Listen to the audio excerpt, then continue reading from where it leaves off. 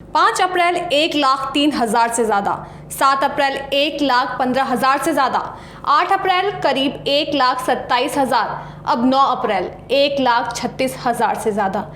ये डरा देने वाले कोरोना के आंकड़े हैं जो लगातार बढ़ते हुए नजर आ रहे हैं। लेकिन क्या इतनी भयानक स्थिति के बीच हमारे पास कोरोना की वैक्सीन की कमी हो गई है? नमस्कार, मैं अलीशा और आप देख रहे हैं दी कंटाप।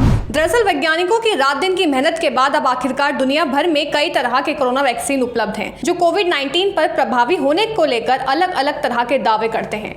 भारत में भी टीकाकरण अभियान साल 2021 की शुरुआत से जारी है, लेकिन 3 महीने बाद ही वैक्सीन की कमी की खबरें आ रही हैं। कई राज्यों ने इस कमी को दूर करने की गुहार केंद्र सरकार से लगाई है, लेकिन केंद्र सरकार ऐसी ही कमी से इनकार कर रही है। बीते दिनों में महाराष्ट्र, छत्तीसगढ़, हरियाणा, आंध्र प्रदेश, तेलंगाना और उड़ीसा के वैक्सीन की सप्लाई में कमी की शिकायत की गई है। महाराष्ट्र और उड़ीसा समेत कई राज्यों ने तो इसको लेकर केंद्र सरकार को खत तक लिखे हैं, लेकिन केंद्र सरकार उल्टे राज्यों पर ही लापरवाही, कोताही और राजनीति करने का आरोप लगा रही है। केंद्रीय स्वास्थ्य मंत्री डॉक्टर हर्षवर्धन ने वैक्सीन की कमी के इन दावों को पूरी तरह से नकार दिया है।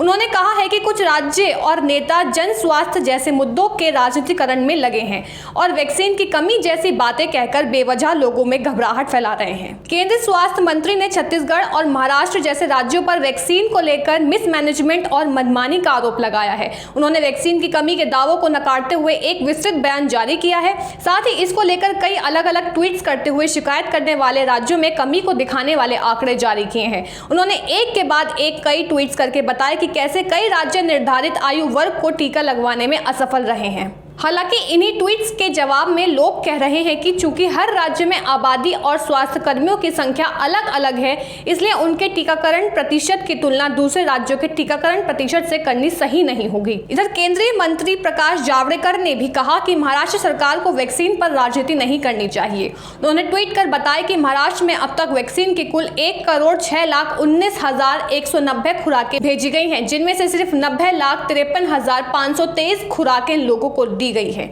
उन्होंने कहा कि राज्य को 7,43,280 वैक्सीन भेजी जानी अभी बाकी हैं और 23 लाख खुराकें अब भी महाराष्ट्र के पास हैं। इस बीच पुणे के सीरम इंस्टीट्यूट ऑफ इंडिया के सीईओ आधार पूनवाला ने कहा कि अमेरिका और यूरोप ने वैक्सीन बनाने के लिए जरूरी कच्चे माल के निर्यात पर रोक लगा दी है, इसलिए वैक्सीन के उत्पादन पर असर पड़ा है। वहीं एस्ट्राजेनेका ने वैक्सीन सप्लाई में हो रही देरी को लेकर अपनी भारतीय सहयोगी company serum institute of India को लीगल नोटिस भी भेज दिया है। सीरम इंस्टीट्यूट का कहना है कि भारत सरकार के वैक्सीन पर रोक लगाए जाने के कारण उसे वैक्सीन ब्रिटेन भेजने में देरी हो रही है। खैर, जमीनी हकीकत ये है कि कोरोना संक्रमण के बढ़ते मामलों को देखते हुए भारत सरकार ने पिछले महीने वैक्सीन के निर्यात पर अस्थायी रूप से रोक लगा दी थी, लेकिन इसके बावजूद देश के भीतर वैक्सीन की कमी से जुड़ी शिकायतें लगातार सामने आ रही हैं। ऐसे में ये सवाल भी उठ रहे हैं कि क्या भारत की वैक्सीन डिप्लोमेसी से इसकी घरेलू जरूरतों को नुकसान पहुंचा है? इस पर देखें तो विदेश मंत्रालय के हालिया आंकड़ों के अनुसार भारत ने वैक्सीन मैत्री पहल के अंतर्गत अब तक 6.45 मतलब 6.5 करोड़ के लगभग वैक्सीन डोज का निर्यात किया है। ये तो रही वैक्सीन की बात, लेकिन दी कंटाप आपसे अपील करता है कि कोरोना के इन बढ़ते मामलों को देखते हुए अपना बहुत बहुत ध्यान रखें, सोशल डिस्टेंसिंग का पालन करें, मास्क लगाना ना भूलें और हाँ, हैंड सैनिटाइज करते रहें। शुक्रिया।